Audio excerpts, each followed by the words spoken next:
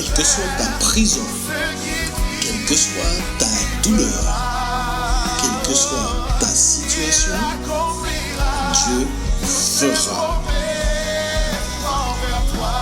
L'Alliance des évangélistes et ses invités vous propose désormais un nouveau rendez-vous avec la parole de Dieu sur KMT Télévision.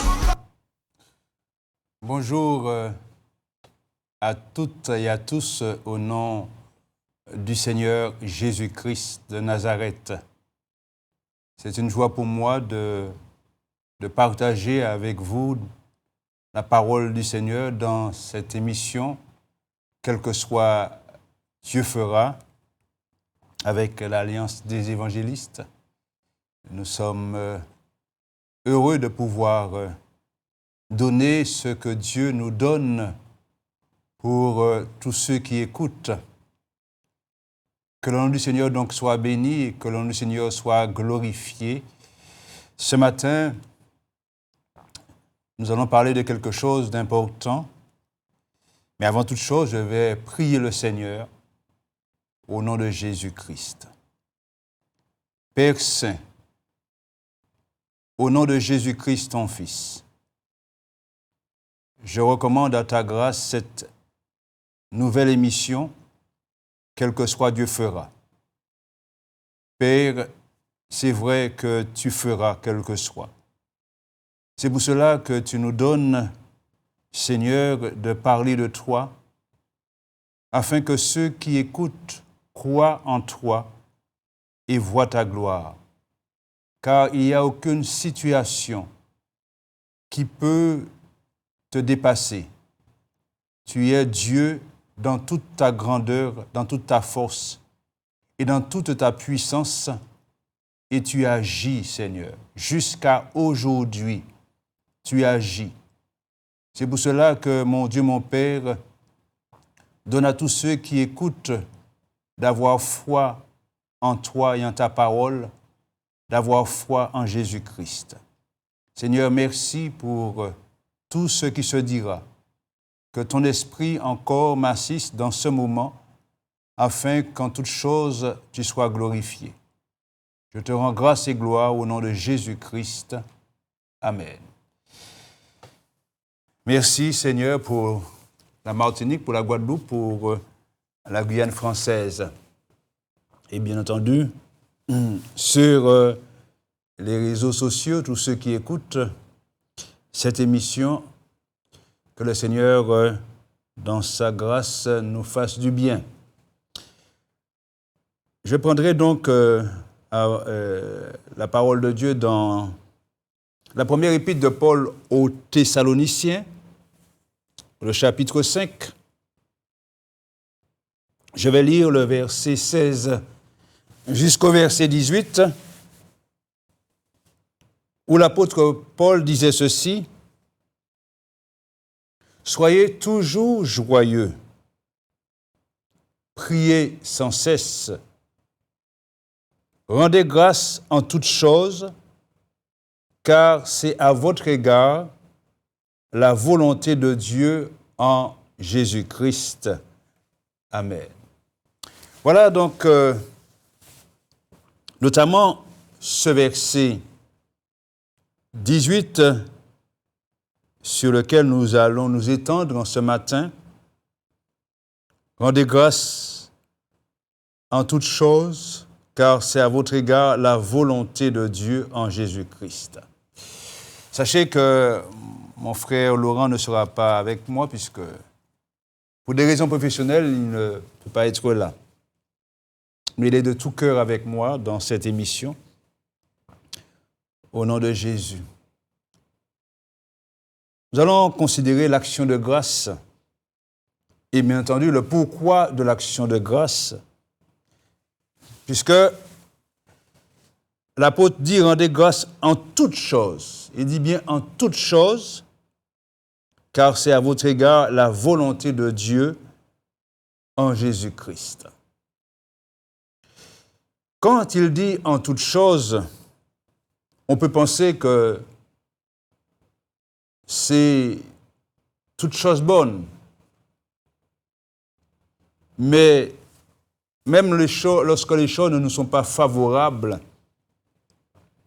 il faut savoir rendre grâce à Dieu dans l'adversité, rendre grâce à Dieu dans des situations difficiles, dans le manque, dans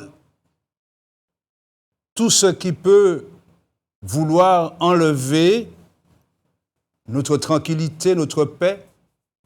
Il faut rendre grâce à Dieu. Parce que souvent, nous ne savons pas ce que Dieu va faire.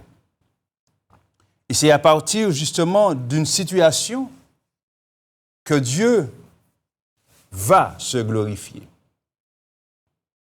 Je prends l'exemple simplement de Joseph, haï par ses frères, vendu comme esclave ismaélite, et il est arrivé dans le grand pays d'Égypte. Il trouve un peu de repos et la femme de son maître le convoite et veut l'inciter à commettre quelque chose que Dieu n'approuve pas du tout, l'adultère. Et voilà qu'il est accusé d'avoir abusé de cette femme alors que cela n'était pas du tout vrai. Il est jeté en prison. Vous voyez, toutes ces situations-là ne sont pas des situations favorables pour le jeune Joseph. Mais à aucun moment on a entendu qu'il s'est plaint. Et puis le grand jour est arrivé où, par ce qu'il avait reçu de Dieu, puisqu'il avait reçu la science des mystères, il pouvait donc interpréter les songes. Et le jour est arrivé où la délivrance est arrivée et la gloire aussi est arrivée. Donc, il est bon de rendre grâce à Dieu en toutes choses. Et comme l'apôtre Paul le dit dans son épître aux Romains, juste le temps de considérer ce que dit l'apôtre Paul dans cet épître aux Romains au chapitre 8, quand il dit ceci, nous savons, au verset 28, nous savons du reste que toute chose concourt, il dit toute chose, bonne ou mauvaise, toute chose concourt au bien de ceux qui aiment Dieu. Mais pas seulement de ceux qui aiment Dieu, mais de ceux qui sont appelés selon son dessein, parce que Dieu sait ce qu'il fait. Il sait où il veut nous amener. Il connaît la finalité de toutes choses. Ce qu'il demande à ses enfants, c'est tout simplement de l'obéissance à sa parole. Alors, pour considérer justement l'action de grâce, qu'est-ce que c'est que l'action de grâce? L'action de grâce, c'est une expression qu'on souvent entend, mais une expression qui doit manifester de la gratitude à l'égard de Dieu pour ses bienfaits qu'il nous accorde chaque jour qu'il fait et qu'il nous accorde en réponse à notre foi bien entendu en lui. Et les bienfaits de Dieu nous sont accordés non pas à cause de nos mérites, non pas à cause des œuvres que nous aurions faites, mais ces bienfaits nous sont accordés selon sa bonté, selon son amour, selon sa miséricorde, selon sa providence. Et bien entendu, nous trouvons le mot grâce dans cette expression, l'action de grâce. Et le mot grâce, justement, se traduit par les bienfaits de Dieu. Et c'est pour cela que nous pouvons considérer que Dieu, dans son amour, nous comble. Nous ne voyons pas toujours ce qu'il fait, mais Dieu nous comble. Il nous comble de ses bienfaits, de ses bénédictions, de ses faveurs. C'est pour cela que Jacques nous dit ceci dans son épître au chapitre 1er, au verset 16, il nous dit ceci, Jacques, il dit « Ne vous y trompez pas, mes frères bien-aimés, on ne nous pas tromper comme nous. Toute grâce excellente et tout don parfait descendent d'en haut, du Père des Lumières, chez lequel il n'y a ni changement, ni ombre de variation. » Il est vrai que le peuple d'Israël a connu des choses certainement que d'autres peuples ne connaîtront pas. Ils ont vu la mer Rouge s'ouvrir devant eux. Ils ont vu la manne, ils ont vu des miracles extraordinaires en Égypte. Mais ce Dieu qui a fait tant de choses pour son peuple de l'ancienne alliance n'a pas changé. Il est capable de faire encore aujourd'hui des choses extraordinaires. C'est pour cela qu'il n'y a pas en lui de changement, ni ombre de variation. Et nous devons considérer que toute grâce excellente et tout don parfait descendent d'en haut, descendent de lui. Et cela est important pour que nous puissions considérer que Dieu veut encore et va encore faire du bien aux hommes. Dans le livre de la Genèse, au chapitre 32, le livre de la Genèse, chapitre 32, voilà un homme qui a su reconnaître les grâces de Dieu.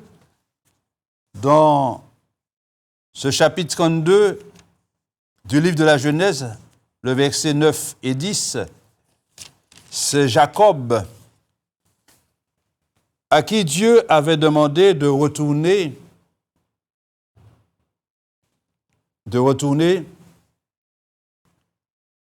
Alors, je regarde. Donc, je me suis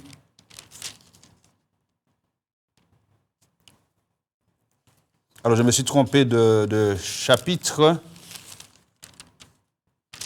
Ce n'est pas le chapitre... Alors, c'est bien le chapitre 32, mais je me suis trompé de livre. Excusez-moi, c'est la Genèse, c'est bien ça. J'étais dans le livre de l'Exode, donc c'est la Genèse, chapitre 32, à partir du verset 9. On nous dit, Jacob dit, Dieu de mon père Abraham, Dieu de mon père Isaac, Éternel, qui m'a dit, retourne dans ton pays et dans ton lieu de naissance, et je te ferai du bien. Il dit encore, je suis trop petit pour toutes les grâces et pour toute la fidélité dont tu as usé envers ton serviteur, car j'ai passé ce Jourdain avec mon bâton, et maintenant je forme 2 camps. Quand il est parti, il avait un bâton, mais là, quand il retourne, il a 2 camps. Il a toute sa famille avec lui. Dieu l'a béni. Pendant toutes ces années où il était parti, il a travaillé chez son oncle Laban. Il a été béni. Et il revient avec toute cette famille, ce peuple nombreux. Et il manifeste de la reconnaissance à l'égard de Dieu pour toutes les grâces que Dieu lui a accordées. Est-ce à Jacob seulement que Dieu a fait du bien? Non. Nous avons aussi l'expression rendre grâce. Et rendre grâce est le fait de dire merci à Dieu. Merci à Dieu pour sa bienveillance envers nous. Est-ce que vous avez pris cette habitude de dire merci à Dieu? Quand Dieu fait quelque chose dans nos vies, est-ce que nous avons le réflexe de lui dire merci? Il faut comprendre que l'action de grâce ou encore rendre grâce est un devoir. Un devoir pour montrer à Dieu notre gratitude et surtout, et j'insiste là-dessus, et surtout, faire ressortir de nos cœurs par ce que nous disons, bien entendu, dans l'action de grâce, faire ressortir quelque chose qui a toute son importance, c'est l'humilité. Parce que nous devons savoir que sans Dieu, que sommes-nous sans Dieu? Et que pouvons-nous faire sans lui? Quand nous nous réveillons le matin, nous mettons un pied à terre. Mais qui nous donne la force de nous lever? Beaucoup restent cloués sur leur lit. Mais quand nous nous levons le matin et que nous mettons un pied à terre, notre réflexe, c'est de dire merci Seigneur de ce que tu me permets de me réveiller. Nous allons partir au travail. Nous allons travailler avec la force que Dieu nous communique. Nous allons remplir une journée de travail, quel que soit le métier que l'on fait. Nous allons revenir le soir chez nous.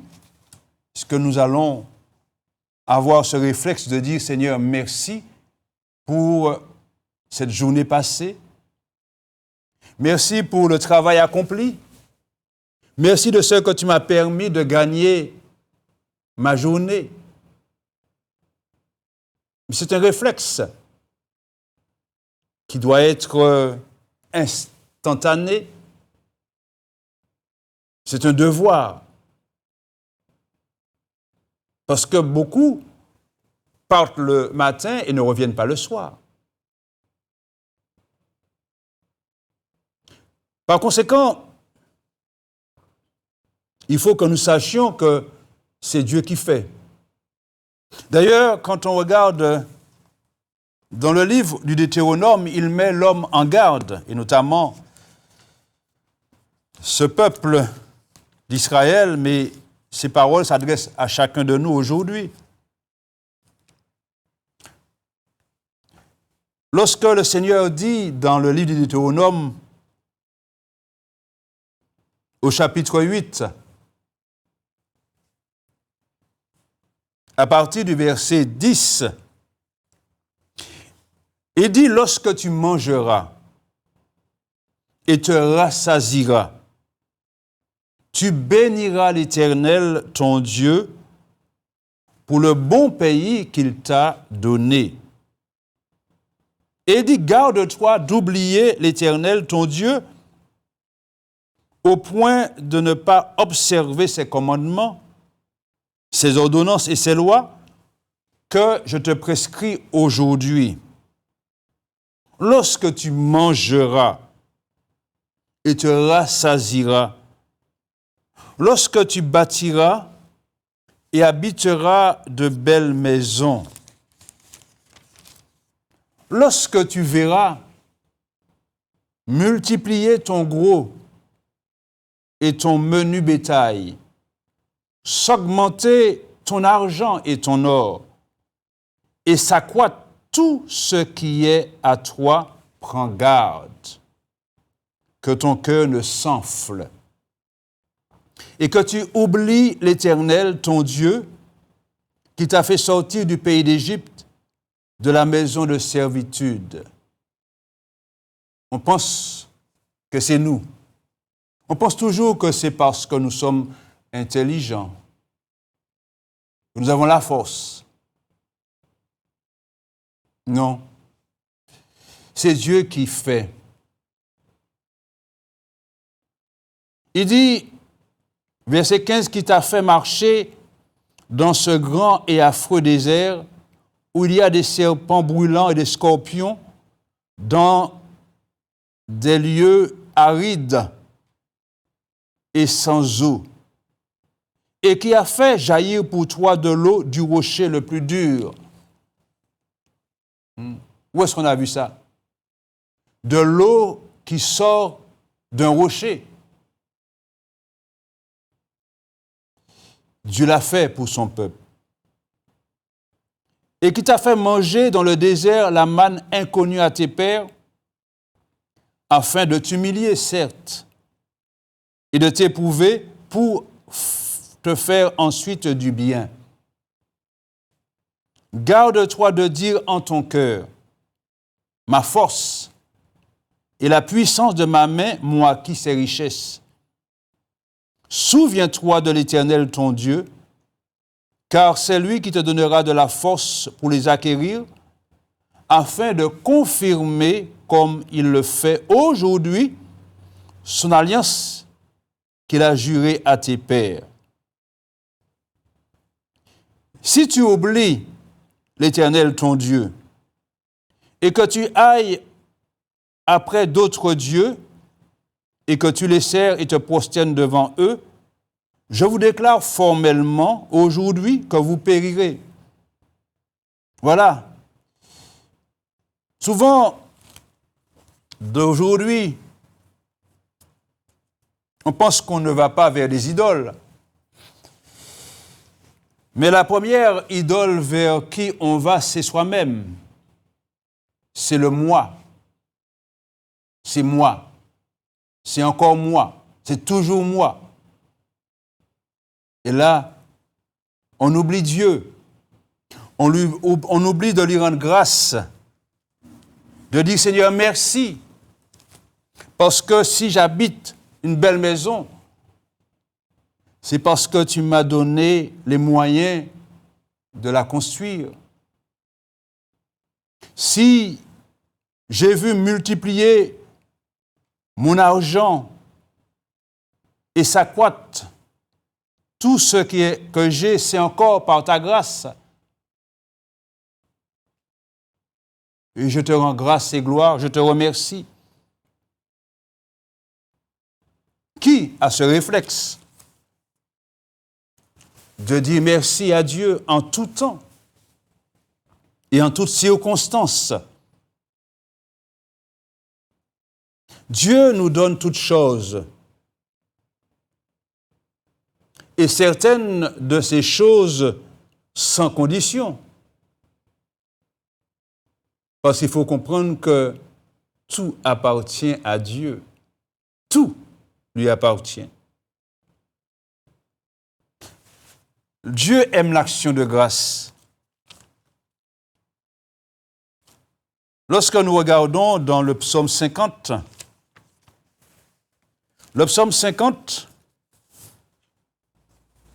un psaume d'Asaph, il est dit à partir du verset 7, et c'est Dieu qui parle.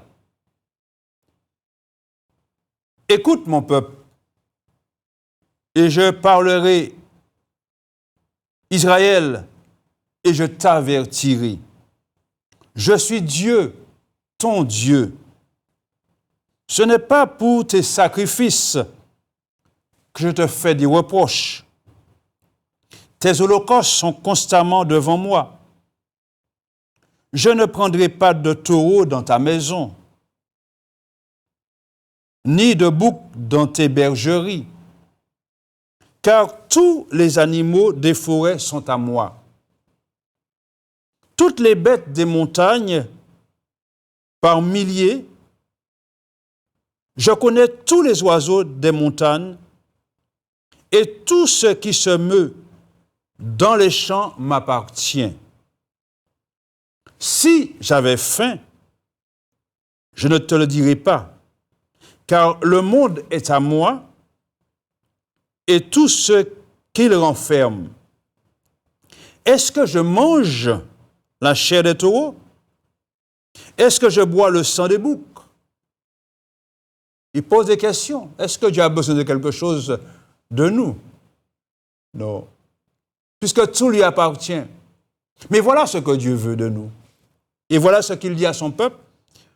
Offre pour sacrifice à Dieu des actions de grâce et accomplis tes vœux envers le Très-Haut. Et invoque-moi au jour de la détresse. Je te délivrerai et tu me glorifieras. Ce que Dieu veut, c'est l'action de grâce. Les sacrifices d'animaux à l'époque du peuple d'Israël, mais les animaux que l'on offrait en sacrifice, c'était des animaux qui appartenaient à Dieu. Tout appartient à Dieu. Mais ce que Dieu veut de nous, c'est l'action de grâce. C'est que nous sachions lui dire merci. Merci Seigneur. Car tout est à lui. Et nous jouissons de tout ce que Dieu nous donne. Dans le livre de l'Ecclésiaste, au chapitre 5, le sage dit ceci, dans ce chapitre 5, à partir du verset 17, il dit, « Voici ce que j'ai vu. C'est pour l'homme une chose bonne et belle de manger et de boire, et de jouir du bien-être au milieu de tout le travail qu'il fait sous le soleil. Pendant le nombre des jours de vie que Dieu lui a donné, car c'est là sa part. Mais si Dieu a donné à un homme des richesses et des biens, s'il a rendu maître d'en manger, d'en prendre sa part et de se réjouir au milieu de son travail, c'est là, dit le sage, un don de Dieu. C'est Dieu qui fait. Dans le chapitre 2 de l'Ecclésiaste, le verset 24, le sage dit également, « Il n'y a de bonheur pour l'homme qu'à manger et à boire et à faire jouir son âme du bien-être au milieu de son travail. Mais j'ai vu que cela aussi vient de la main de Dieu. » Dieu fait ce qu'il a à faire pour nous. Et nous, qu'est-ce que nous avons à faire? Sinon que de dire, Seigneur, merci pour ta grâce. Merci pour tes bienfaits. Merci pour ton amour, merci pour ta miséricorde. Merci parce que ce que j'ai, c'est toi qui me l'as donné. Le roi David disait dans le livre des Chroniques, le premier livre des Chroniques, à la fin du premier livre des Chroniques, au chapitre 29, dans sa prière, lorsque le peuple avait donné de leur offrande pour la construction du temple, dans sa prière, le roi David disait ceci, en présence de l'assemblée, au verset 10 du chapitre 29, il disait « Béni sois-tu d'éternité en éternité, éternel Dieu de notre Père Israël. À toi, Éternel, la grandeur, la force et la magnificence, l'éternité et la gloire. Car tout ce qui est au ciel et sur la terre t'appartient. À toi, Éternel, le règne, car tu t'élèves souverainement au-dessus de tout. C'est de toi que viennent la richesse et la gloire. C'est toi qui domines sur tout, et c'est dans ta main que sont la force et la puissance, et c'est ta main qui a le pouvoir d'agrandir et d'affermir toutes choses. Maintenant, ô notre Dieu, nous te louons et nous célébrons ton nom glorieux. Car qui suis-je et qui est mon peuple pour que nous puissions te faire volontairement ces offrandes? Tout vient de toi et nous recevons de ta main ce que nous t'offrons. Voilà, mais qu'est-ce que Dieu attend si ce n'est que l'action de grâce? Il y a un homme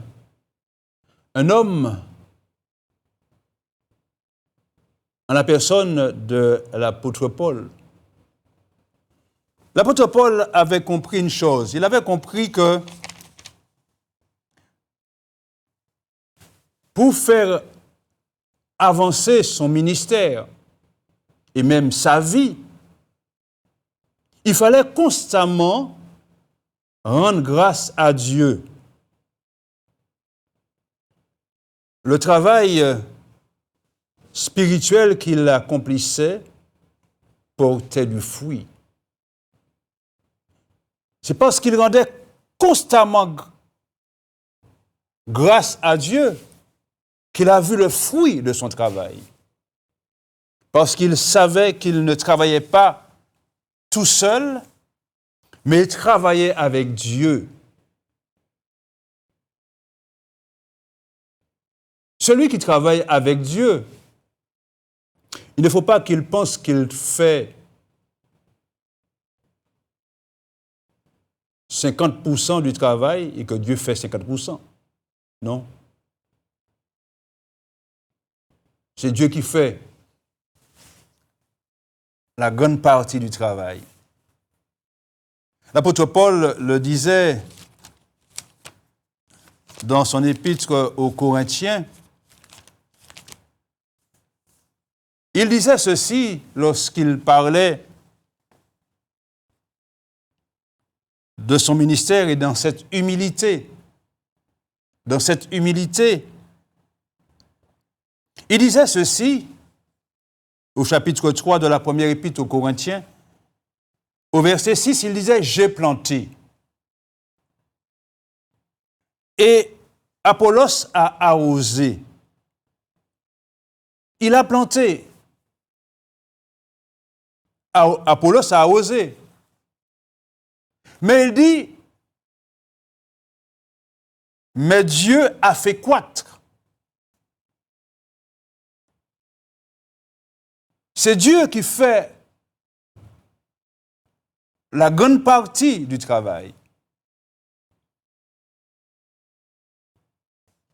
Et il dit, en sorte que ce n'est pas celui qui plante qui est quelque chose, ni celui qui arrose, mais Dieu qui fait croître. Et bien entendu, Dieu va récompenser chacun pour son propre travail. Mais c'est Dieu qui fait l'œuvre, qui manifeste par sa puissance. Et l'apôtre Paul a compris cela. Il a compris qu'il faut toujours rendre grâce à Dieu, constamment.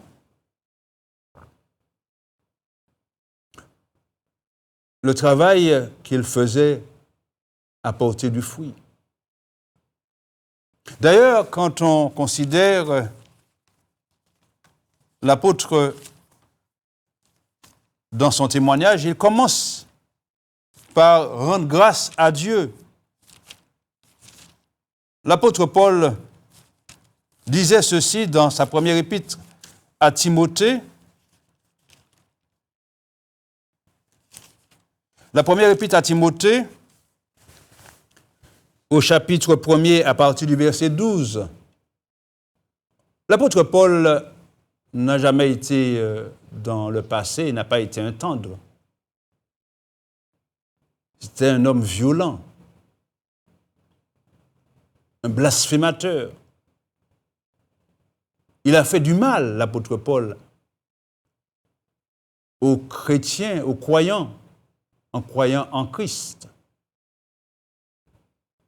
Et il dit là, au verset 12, « Je rends grâce à celui qui m'a fortifié. » À Jésus-Christ, notre Seigneur. Mais pourquoi il ne dit pas « Je rends grâce à celui qui m'a appelé » mais il dit « fortifié ». Mais tout le monde connaissait l'apôtre Paul, ou encore Saul de Tarse. Quand Saul de Tarse a commencé son ministère, tous ceux qui le connaissaient, ne pensez-vous pas qu'ils avaient confiance? Non. Par rapport à tout ce qu'il avait fait. Il fallait donc qu'il trouve en Jésus-Christ toute cette force, malgré tout ce qu'on pouvait dire de lui.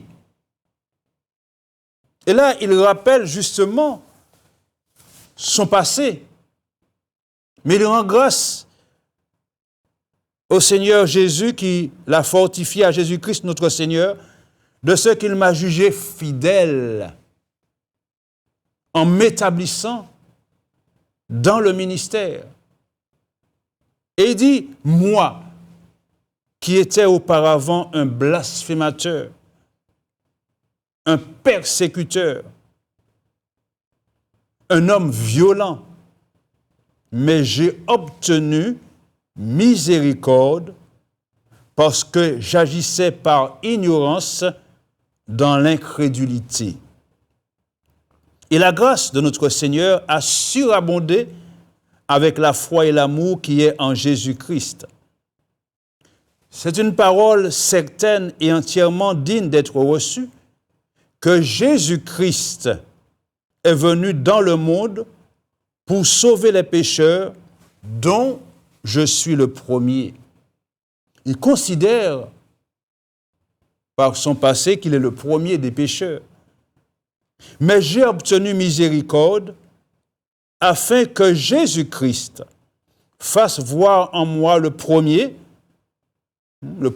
aussi, toute sa longanimité, sa patience, cette longue patience, pour que je serve d'exemple à ceux qui croiraient en lui pour la vie éternelle.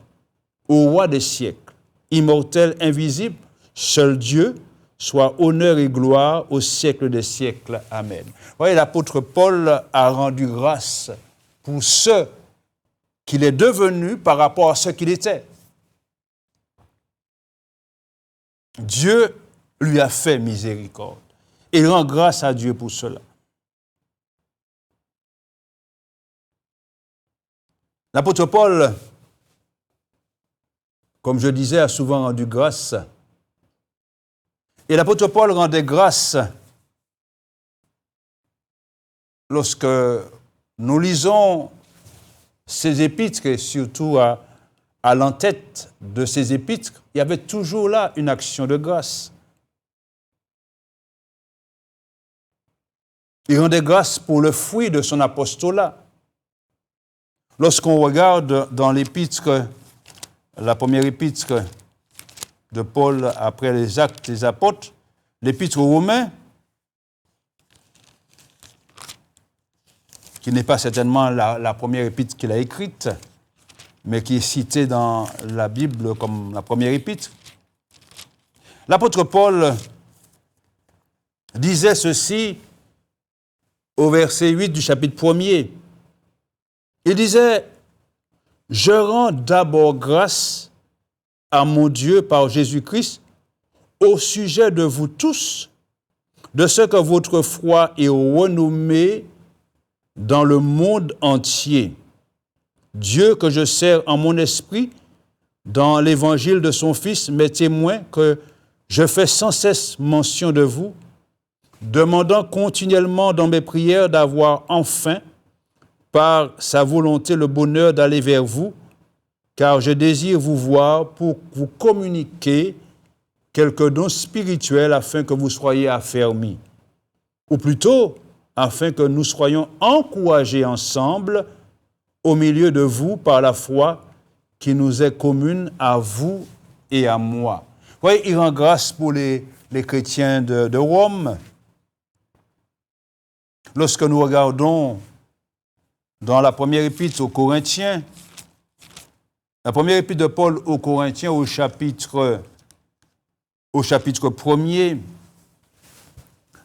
au verset 4, il dit encore, l'apôtre Paul, « Je rends à mon Dieu de continuelles actions de grâce à votre sujet pour la grâce de Dieu qui vous a été accordée en Jésus-Christ. Car en lui, vous avez été comblés de toutes les richesses qui concernent la parole et la connaissance, le témoignage de Christ ayant été solidement établi parmi vous, de sorte qu'il ne vous manque aucun don dans l'attente où vous êtes de la manifestation de notre Seigneur Jésus-Christ. » Tout le temps, l'apôtre rendait grâce. Dans l'épître aux Éphésiens également, lorsque nous regardons ce que dit l'apôtre dans l'épître aux Éphésiens au chapitre 1er, le verset 15, il disait ceci. « C'est pourquoi moi aussi, ayant entendu parler de votre foi au Seigneur Jésus et de votre amour pour tous les saints, je ne cesse de rendre grâce pour vous. Je fais mention de vous dans mes prières. » Voyez. Il rend grâce en tout temps. Dans l'épître aux Philippiens, pour vraiment montrer que dans ces épîtres, l'apôtre rendait grâce à Dieu. Dans l'épître aux Philippiens, au chapitre 1er, il disait ceci à partir du verset 3. « Je rends grâce à mon Dieu de vous, de tout le souvenir que je garde de vous, ne cessant dans toutes mes prières pour vous tous, de manifester ma joie au sujet de la part que vous prenez à l'Évangile depuis le premier jour jusqu'à maintenant. Je suis persuadé que celui qui a commencé en vous cette bonne œuvre la rendra parfaite pour le jour de Jésus-Christ. » Voyez, tout le temps. On peut continuer. On peut continuer dans la deuxième épître aux Thessaloniciens. Lorsqu'il dit, et là il associe les autres à cette action de grâce. Il dit, Paul, Sylvain et Timothée à l'église de Thessaloniciens, qui est en Dieu notre Père et en Jésus-Christ le Seigneur, que la grâce et la paix vous soient données de la part de Dieu notre Père et du Seigneur Jésus-Christ. Nous devons, frères, rendre continuellement grâce à Dieu à votre sujet, comme cela est juste, parce que votre foi fait de grands progrès et que l'amour de chacun de vous tous à l'égard des autres augmente de plus en plus. Vous voyez, il rend grâce à Dieu. Nous allons prendre un autre dernier passage dans ce registre-là. Et il parle, non pas à une église, mais à quelqu'un, dans cet épître à Philémon. Il y a un seul chapitre. L'épître de Paul à Philémon, et au verset 4, il dit à Philémon, « Je rends continuellement grâce à mon Dieu, faisant mention de toi dans mes prières, parce que je suis informé de la foi que tu as au Seigneur Jésus et de ton amour pour tous les saints. Je lui demande que ta participation à la foi soit efficace pour la cause de Christ en faisant reconnaître en nous toute espèce de bien. » L'action de grâce de l'apôtre Paul l'a mené à voir le fruit de son travail. Et lorsqu'il a vu le fruit de son travail, il a continué à rendre grâce à Dieu. Et c'est là ce que nous avons aussi à faire.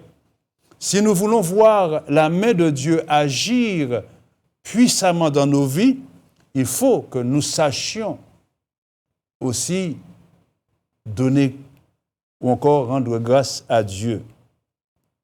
Il faut savoir que même le Seigneur Jésus rendait grâce, rendait grâce à Dieu. Il rendait grâce au Père. Et dans les évangiles, nous pouvons considérer que lorsque Jésus rendait grâce au Père, eh bien, ces actions de grâce manifestaient par la puissance de Dieu des miracles et des prodiges. Souvenez-vous de la multiplication des pains. Pour une foule aussi immense, une foule de 4000 hommes, sans compter les femmes et les enfants. Ce qui veut dire que si la moitié de ces hommes étaient venus avec leur épouse et leurs enfants, vous voyez que c'est plus de 4000 personnes. Il fallait donner à manger à toutes ces personnes. Et le Seigneur Jésus a rendu grâce pour ceux qui étaient là à sa disposition. Et le miracle s'est produit. Lorsque nous regardons dans l'évangile de Matthieu, chapitre 14,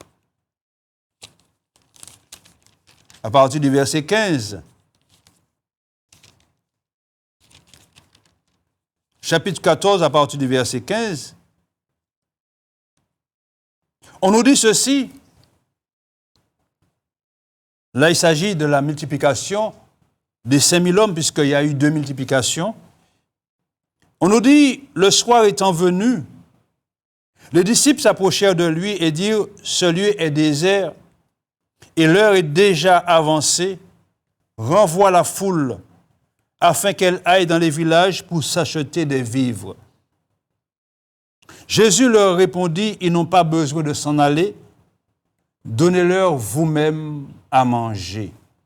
Mais quelle chose extraordinaire! Comment peut-on donner à manger à toutes ces personnes? Mais il lui dit, nous n'avons ici que 5 pains et 2 poissons. Et il dit, apportez-les-moi. Il fit asseoir la foule sur l'herbe, prit les 5 pains et les 2 poissons, et levant les yeux vers le ciel, il rendit grâce Puis, il rompit les pains et les donna aux disciples qui les distribuèrent à la foule. On nous dit que tous mangèrent et furent rassasiés. Ils mangeaient plein boudin yo. Et l'on emporta 12 paniers pleins de morceaux qui restaient. Ceux qui avaient mangé étaient environ 5000 hommes, sans les femmes et les enfants. Le Seigneur a rendu grâce et le miracle s'est produit.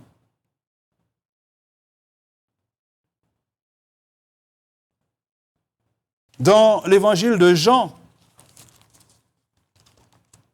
au chapitre 11, devant ce tombeau où reposait le corps de son ami Lazare, et ça faisait 4 jours qu'il était là, le cadavre était là. Et la sœur du mort qui dit à Jésus, ça fait déjà 4 jours qu'il est là, il se sent déjà. Hein? Ça veut dire que la chair commençait à entrer en pétrifaction. Il sent déjà. Et qu'est-ce que le Seigneur dit à ce moment? Il dit ceci. Jésus dit, ôtez la pierre. Bien entendu, le sépulcre avait une pierre devant. Ôtez la pierre. Marthe, la sœur du mort, lui dit, Seigneur, il sent déjà, car il y a 4 jours qu'il est là. Jésus lui dit, ne t'ai-je pas dit que si tu crois, tu verras la gloire de Dieu? Ils ôtèrent donc la pierre et Jésus leva les yeux en haut et dit, Père, je te rends grâce de ce que tu m'as exaucé. Pour moi, je savais que tu m'exauces toujours, mais j'ai parlé à cause de la foule qui m'entoure, afin qu'ils voient que c'est toi qui m'as envoyé.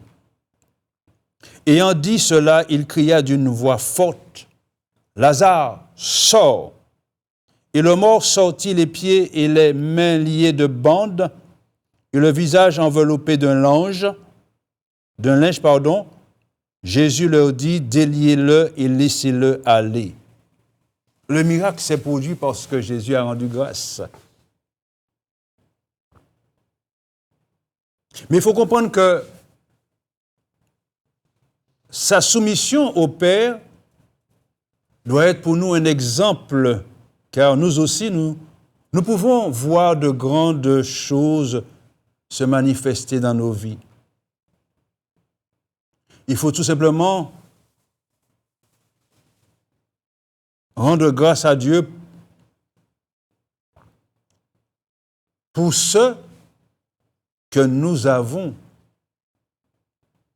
aussi minime soit ce que nous avons. Souvent, ce qui se passe, c'est que, au lieu de rendre grâce à Dieu pour ce que nous avons, nous nous apitoyons sur nous-mêmes pour ce que nous n'avons pas. Toujours en train de se plaindre, je n'ai pas ci, je n'ai pas ça. Mais si tu veux entrer dans ce que tu n'as pas, rends grâce à Dieu pour ce que tu as. N'est-ce pas? Et c'est Dieu qui fera au temps convenable. Parce que pour l'action de grâce, le peu que nous avons doit être considéré comme l'élément déclencheur d'une plus grande bénédiction. Et c'est ce qui est important. Avec 5 pains et 2 poissons, une foule immense a été nourrie.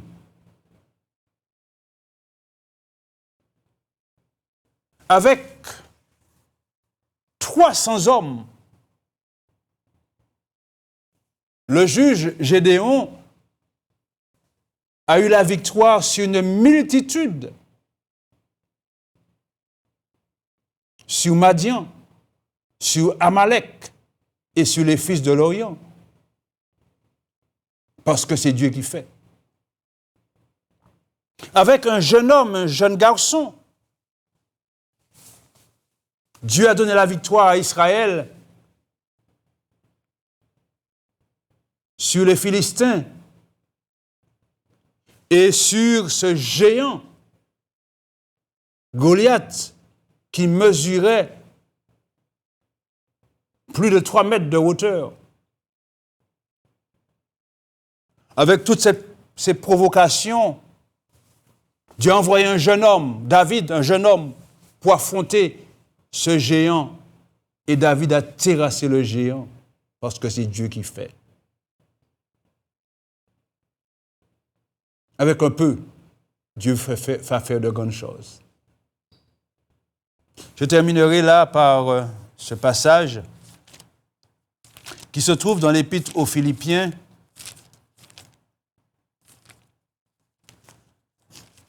où l'apôtre Paul nous dit ceci, dans ce chapitre 4 de l'Épître aux Philippiens.